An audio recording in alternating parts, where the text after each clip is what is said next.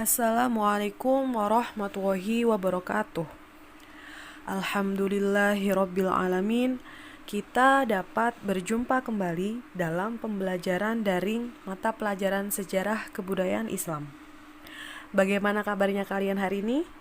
Semoga kita semua diberi kesehatan dan selalu dalam lindungan Allah Subhanahu wa taala. Sebelum pelajaran hari ini dimulai, terlebih dahulu kita bersama membaca Ummul Quran. Semoga pelajaran hari ini bermanfaat dan barokah. Al-Fatihah. Setelah kalian melewati 2 minggu pelaksanaan penilaian tengah semester genap, untuk hari ini kita mulai belajar kita kembali dengan tema tokoh ilmuwan muslim pada masa Daulah Umayyah. Pada awalnya, kebijakan pemerintahan Daulah Umayyah lebih menitik beratkan masalah kekuatan militer untuk mendukung usaha perluasan wilayah Islam setelah terhenti sejenak pada saat kepemimpinan Khulafaur Rasyidin, yakni pada masa Khalifah Utsman bin Affan dan Ali bin Abi Thalib. Namun, para khalifah Daulah Umayyah pada periode berikutnya telah berhasil mengembangkan berbagai bidang. Tidak hanya kemajuan di bidang politik, ekonomi, dan sosial budaya, bidang agama Islam juga mengalami perkembangan yang sangat pesat dan menjadi titik awal dari perkembangan ilmu pengetahuan dalam dunia Islam. Pada masa Daulah Bani Umayyah, kota Basrah dan Kufah dijadikan sebagai pusat kegiatan ilmiah. Perkembangan ilmu pengetahuan tersebut ditandai dengan munculnya ilmuwan-ilmuwan muslim dalam berbagai bidang, khususnya ilmuwan bidang ilmu agama Islam. Banyak dari tokoh ilmuwan tersebut merangkap jabatan sebagai khalifah, hakim, menteri, atau guru. Tetap simak pembelajaran pada hari ini dan jangan lupa selalu mencatat di buku tulis kalian masing-masing ya. Ilmu pengetahuan yang berkembang pada masa Daulah Umayyah ini dibagi menjadi 2 bagian, yaitu yang pertama ada ilmu nakli. Ilmu nakli ini adalah ilmu yang berdasarkan pada Al-Quran dan hadis. Di antaranya ilmu hadis, ilmu tafsir, ilmu fikih, ilmu tasawuf, ilmu sastra, dan bahasa.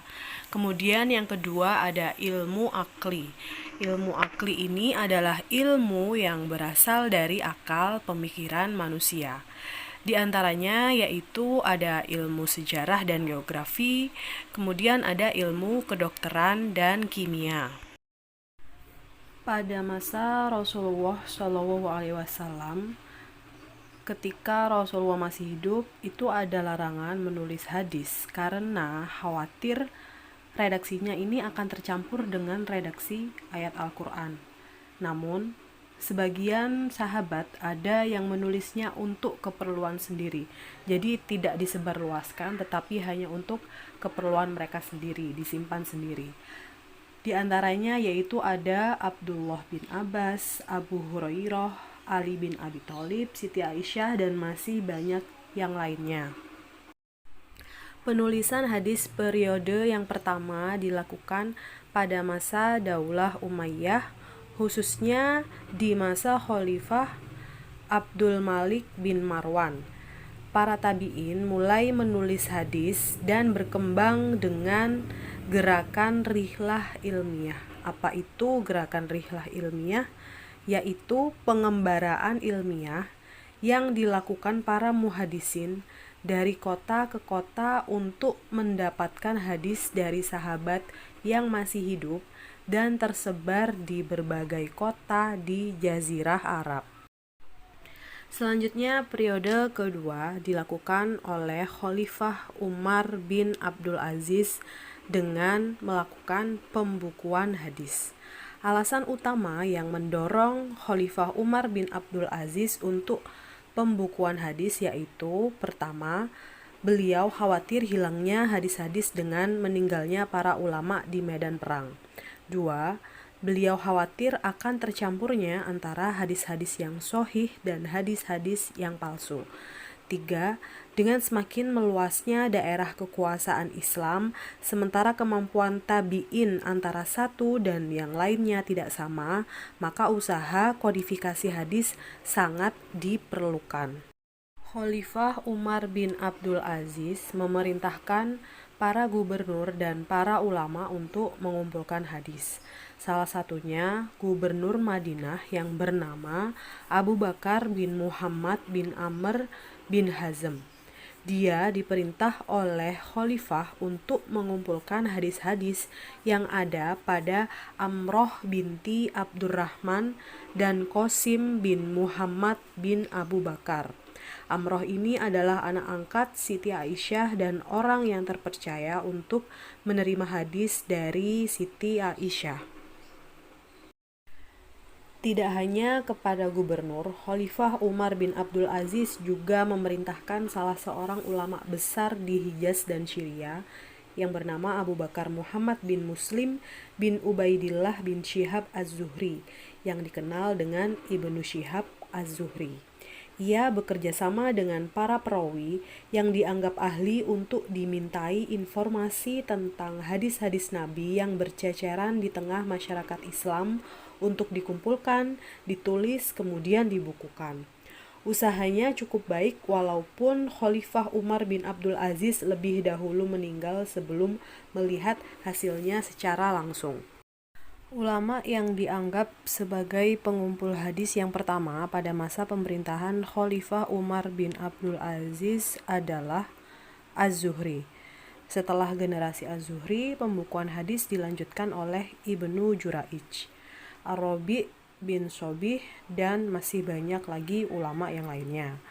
Pembukuan hadis dimulai sejak akhir masa pemerintahan Daulah Umayyah, tetapi belum begitu sempurna.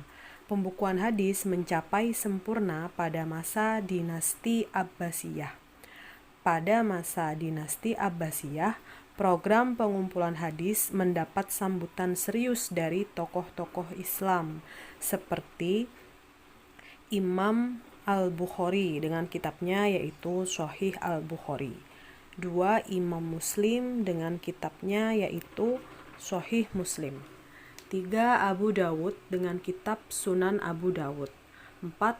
Abu Nasai dengan kitab Sunan An-Nasai. 5. At-Tirmizi dengan kitab Sunan At-Tirmizi. Dan yang keenam, Ibnu Majah dengan kitab Sunan Ibnu Majah.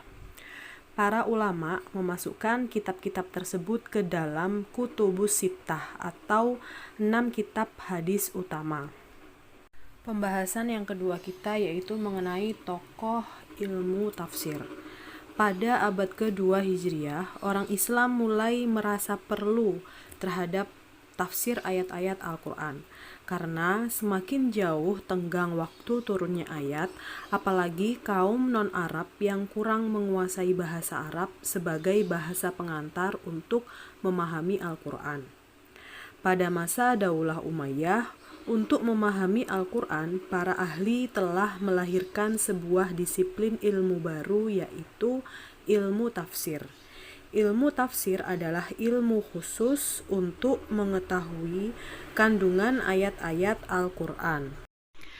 Ketika Nabi masih hidup, penafsiran ayat-ayat Al-Quran tertentu telah dipersiapkan maknanya oleh Malaikat Jibril.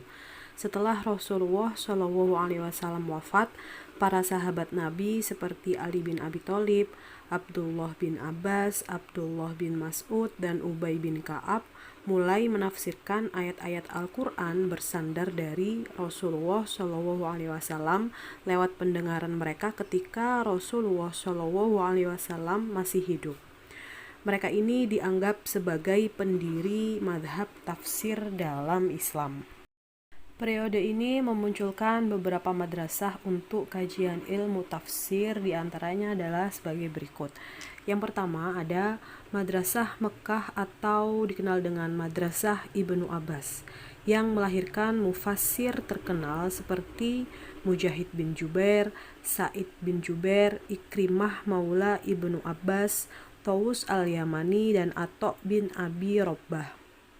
Yang kedua yaitu Madrasah Madinah atau Madrasah Ubay bin Ka'ab yang menghasilkan pakar tafsir seperti Zaid bin Aslam, Abul Aliyah, dan Muhammad bin Ka'ab al-Qurazi.